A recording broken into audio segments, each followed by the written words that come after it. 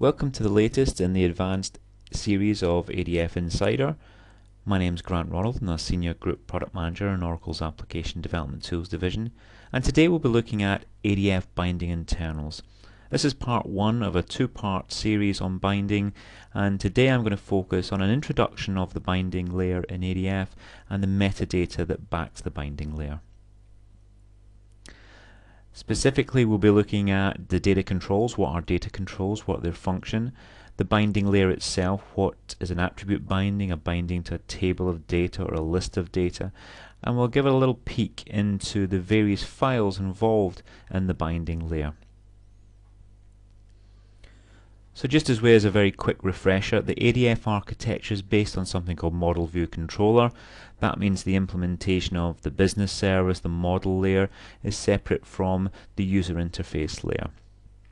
And this presents a little bit of a challenge for us, and this is the goal of the binding layer, which is ADFM, the ADF model, which is part of a specification GSR 227.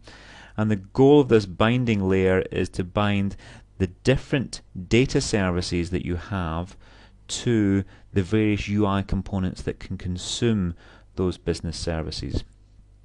So for example, your business service could be based on a database, access using JDBC, it could be web services, or it could be a plain old Java object. And you may well want to display that business service as a single attribute value, or it could be a collection being displayed in a table, or maybe some sort of list. So the challenge is, how can you bind these different UI components to very different data sources or business service sources?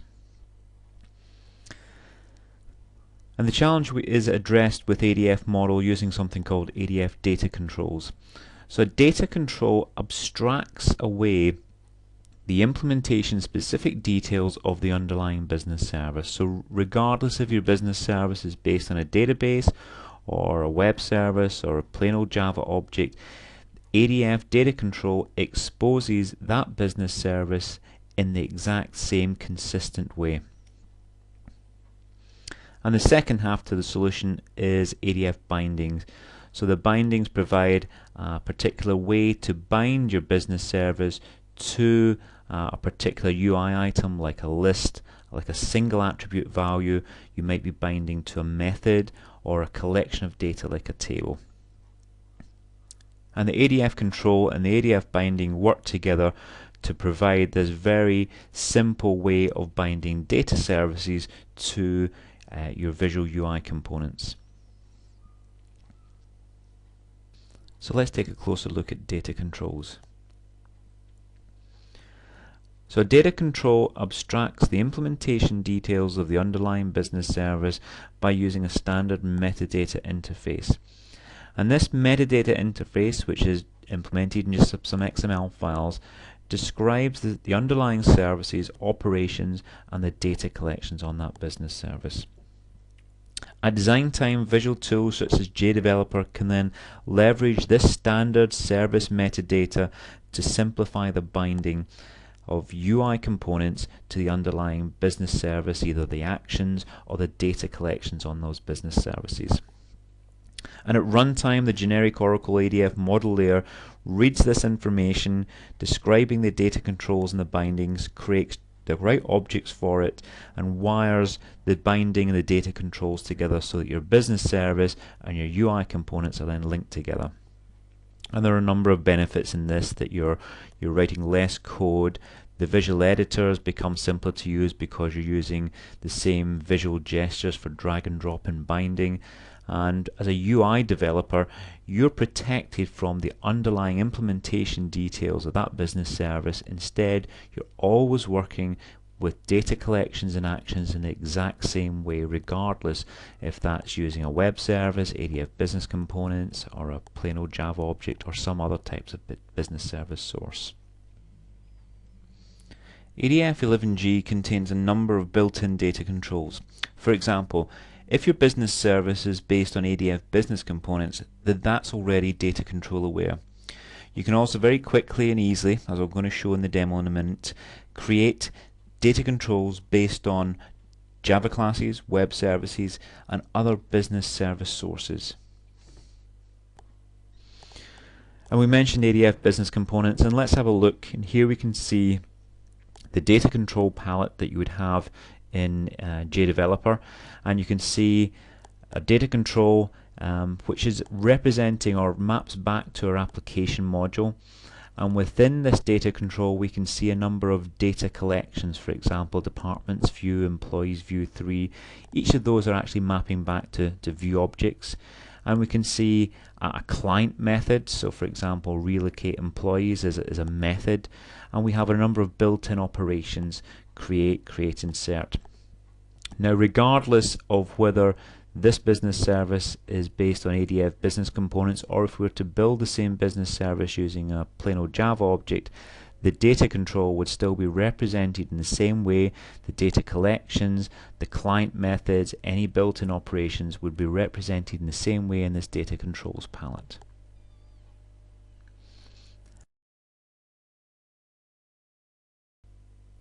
So let's have a look at creating data controls. Here we've got an application with 3 projects, one with business components business service, one with the Pojo business service, and one with our UI pages. Now as I mentioned earlier, ADF business components is data control aware already. That means the business server I've created here, and there you can see my application module. My application module has departments, employees, etc. If I go to the data controls panel and hit refresh, it will show and display the data control that abstracts the implementation of this application module. So if I look here, you can see my data control is called DC-emp-dept data control, which reflects my application module. And within this data control you can see data collections, departments, employees within departments, and the operations that can happen on that data collection as well. So that's ADF business components. If I go to my second project, which is got Pojo implementation of emp-dept, and I'll go to my facade, and if I right click and create data control, JDeveloper will create the metadata interface that abstracts away that Pojo implementation of the data service.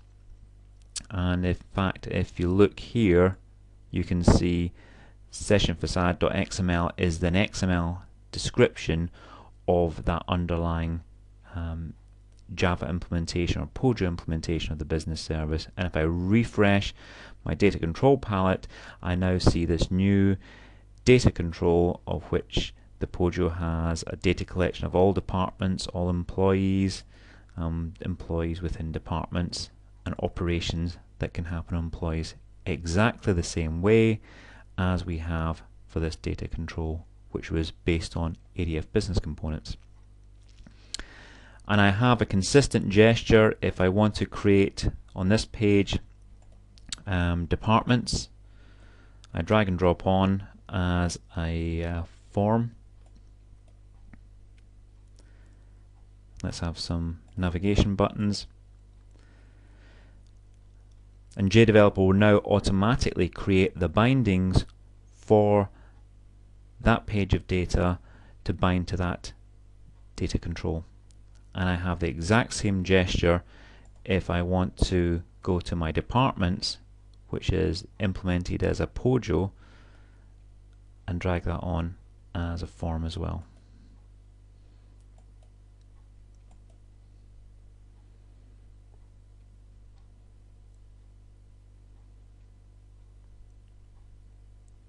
So as a UI developer, I'm building this page exactly the same way as I'm building this page.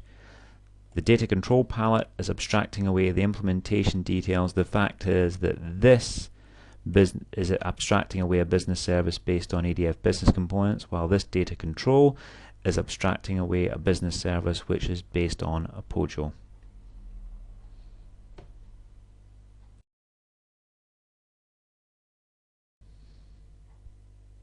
So let's look at the ADF binding layer now.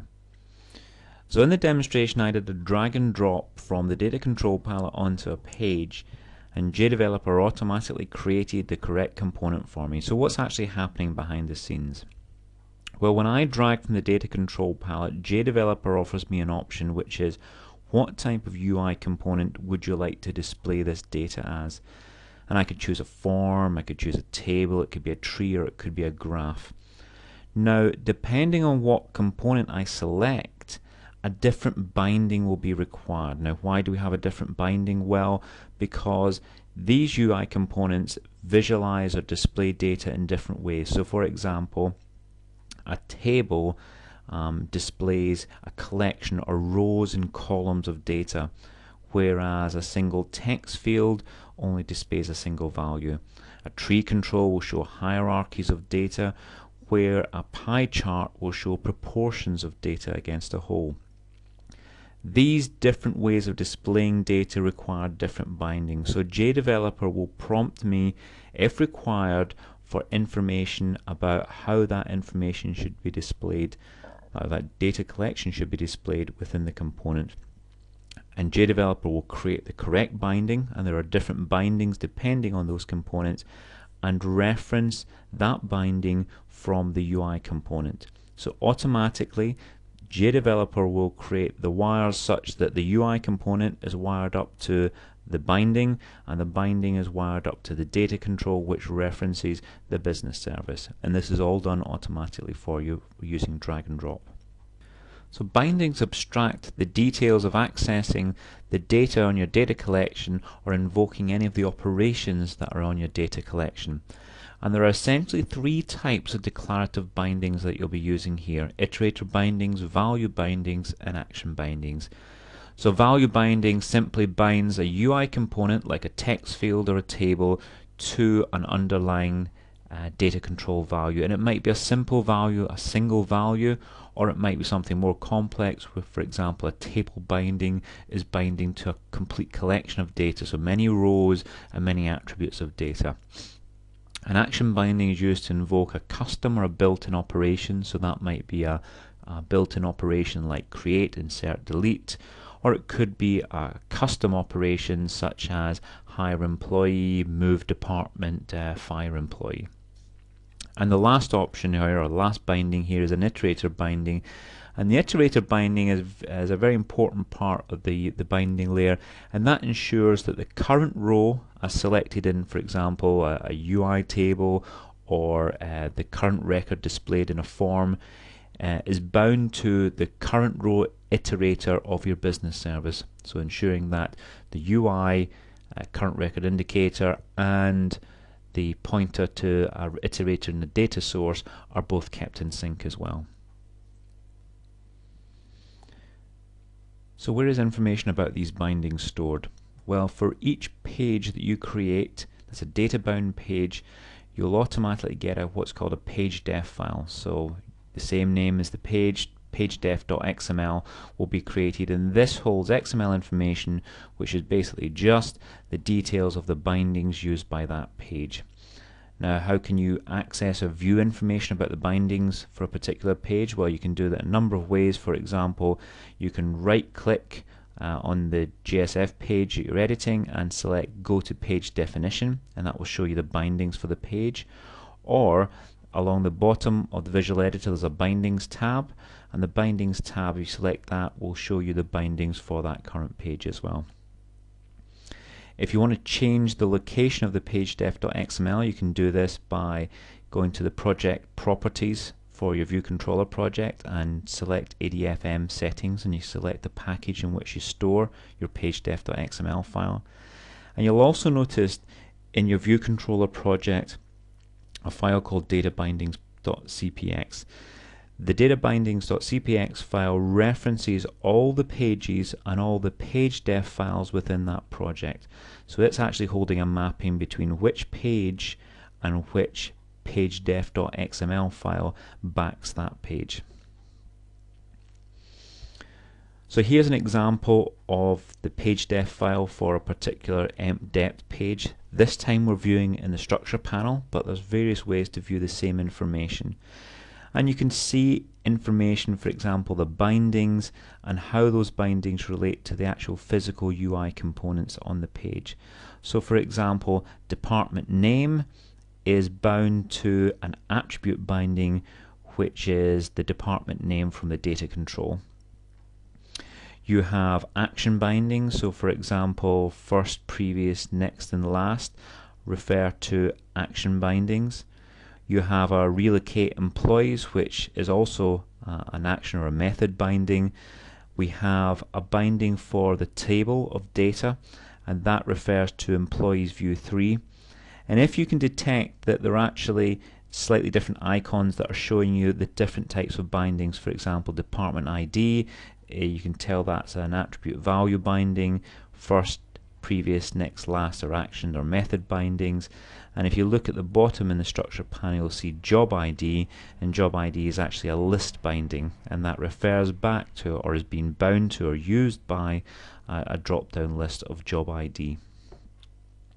So within the page.def file, you can see the bindings that are used by that page or can be used by that page.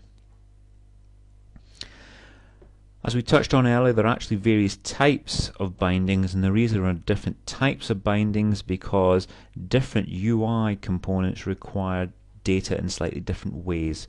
As I mentioned before, an attribute binding would typically be used if you want a single input text field to be bound to a string value. So for example, you might have employee ID, which has been displayed in a text field. You create an attribute binding. You may also use the same binding to display data, for example, as well as in a text field, but also in the title of a panel box or a tab as well. So a binding can be used in many places within the same page. You could have a tree binding, and a tree binding is used both for a table or a tree control, and that's used to define or binding to a collection of data, so many rows and many attributes of data. You can also have a list binding, and a list binding includes a list of legal values such that the user can select, and this would typically be used for some sort of combo box or drop-down list type of component, where as well as defining a value for the field, you also want to see a list of options. And you also have an action binding, and you would create and use an action binding if you want to call an underlying custom or built-in method on your data control, for example, next, delete, previous, create, or as we mentioned earlier, some custom methods like hire employee or close department. If you look at the bindings or the page def.xml for a particular page, you can see the bindings that are used on that page and the data controls to which they're bound. And in the middle is something called an executable. And an executable is simply acting as your current record indicator that ensures your binding is pointing to the correct record or row set or row within a row set in your data control, your business service. And there are actually different types of these executables, and the most times there will be an iterator, which is just iterating over a collection of data, but you can also have what's called a method iterator, which would iterate over a collection that was returned from a method. So what else do you need to know about bindings? Well, the first thing is that bindings don't have to be used in conjunction with UI components. In the previous examples, we've been talking about how when you drag and drop from the data controls palette and create a table, a binding is automatically created to bind to that table, for example. However, you can create a binding completely independently of a UI component. Now, why would you want to do that? Well, the example might be that you want to access a binding programmatically from a backing or a managed bean rather than having it bound to a UI component. Now, all of the binding information that's for a page that's held in the page def file is available through the expression builder or expression language, and if you look in the expression builder, you'll see a node, and under this bindings node are all of the bindings for that specific page, and that can be accessed using expression language hash, then the braces with bindings in between. And it doesn't always have to be the value of a binding that you're reading. It could be the value, which is, for example, the data value you're reading. Equally, it could be some sort of UI hint, or it could be something like range size on a data collection. So let's have another look at a demo of ADF bindings. So let's show an example of creating bindings. Here's the application we were building earlier with departments, and I'm going to add on the employees for that department as a read-only table. I can choose which attributes I want to display, row selection, and JDeveloper will actually create the correct binding for that component and hook it up. Now if I go to the bindings tab here, there you can see the bindings being created, a tree binding through an executable to this data control. And I can edit that binding if I wanted to add new columns or remove columns from the binding. Now I'll do the exact same on my Pojo page, and you'll see it's the exact same gesture. Here's the employees for departments, drag and drop on as a read-only table. I can pick and choose which attributes are displayed, and JDeveloper will create the binding. There you can see the binding through an iterator to this data control, which is my Pojo data control. And you'll notice that the bindings for the business components is going through a different iterator than this binding. Okay, because obviously each data source has its own current record indication. Okay, so let's go back to our business components page, and the next thing I'll do is, rather than get JDeveloper to create a binding for me automatically, I'm going to create a binding directly myself. Now the reason I want to do this is because this label here I would like to display the currently selected employee's name, and the way I'll do that is by creating a new binding. So create new attribute binding.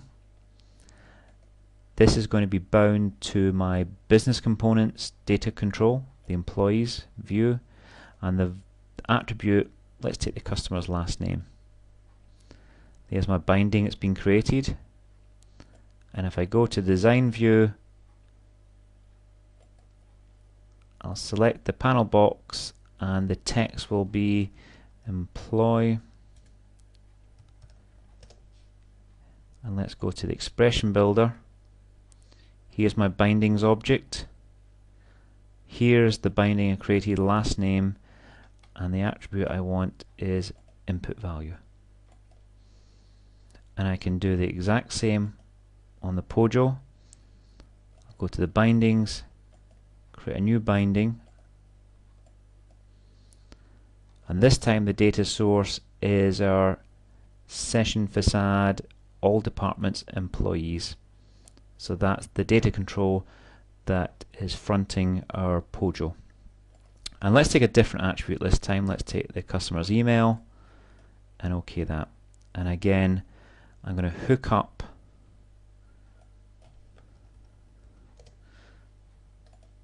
using expression language. There's email dot input value, and let's save and let's run that.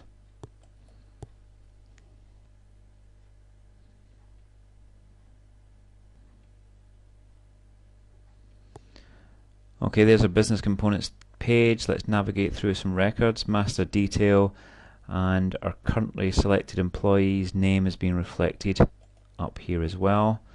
Department 30. Let's switch to our Pojo page. Let's stretch it because our fields by default are right aligned. And there we're navigating through our Pojo data service. So Department 90, our business components, is keeping a different current record. And in both we've got the current employee's name.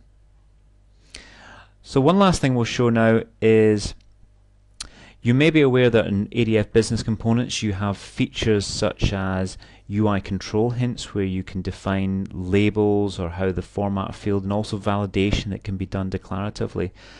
Now that's a built-in feature of ADF business components. Wouldn't it be nice if we could have that sort of facility for other data services like Pojos and web services? Well, you can in a way. ADF business components provides another way of adding UI control hints and validation not on the business service itself, or you can do that in ADF business components, but you can also do it on the data control. And to show you that, if I go to the data control that was created for our POJO, so let's go to entities, and here is the XML that was created, and this is the XML that describes, or is the data control for the department's POJO. And if I double click here, it will bring up this tabbed editor, which will allow me to, for example, let's say department ID, let's say control hints will be dept ID, and for department name, let's have a label of dept name colon. And let's add a validator as well. In department ID, we'll add a validation, and let's have a list validator that the department ID must be one of, and let's just make a simple example, must be one of those values. This is not valid.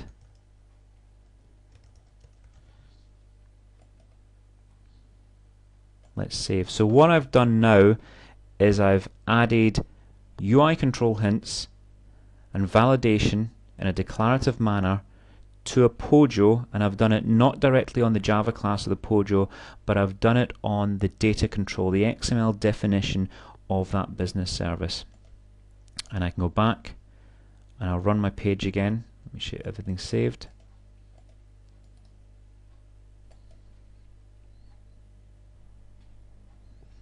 Okay, let's go to our POJO page.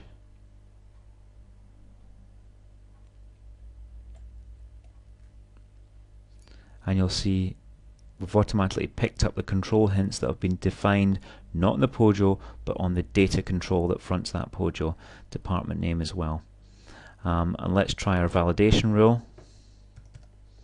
Let's try 55 and navigate, and there we get our error message.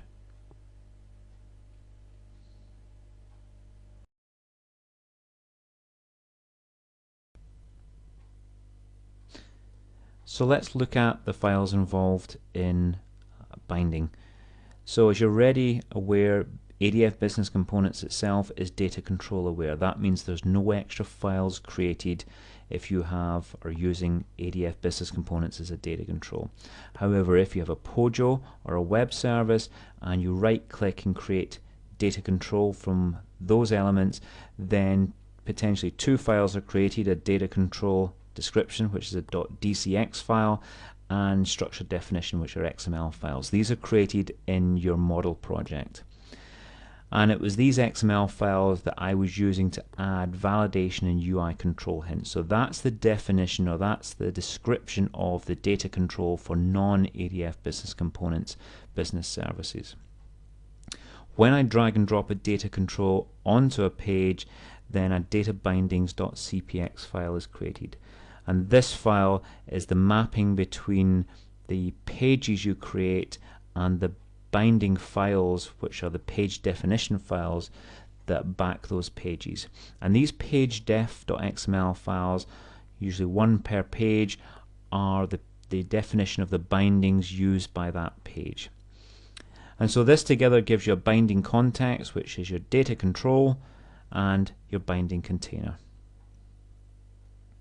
As I mentioned, the databindings.cpx file provides a mapping as to which pages, which JSF pages you have, and the binding files that back those pages. And if we look at an example of the databindings.cpx file, you'll see that we have a file called, or a page home.jspx, and that page is backed by a page definition file, homepage.def. So that is the file that has the bindings for the home.jspx file. And under page definition usages, we can see the actual path to that file, that page definition file. So to summarize, Data binding and data control layers are the engine behind drag and drop in Oracle ADF. So data controls provide a common abstraction over business services. Bindings take the information required from those data controls in a particular way required by, for example, a UI component, which might require a method binding. It might require a collection of data like a tree binding or a single attribute value binding. And this is all controlled through metadata or described through metadata. And at runtime, the page def file becomes your binding container. So that's the binding that you see in the expression builder, that you can link UI components to values from that binding context. If you'd like more information or see more in the ADF Insider series, then you can go to the Oracle page on the screen. Thank you very much for listening.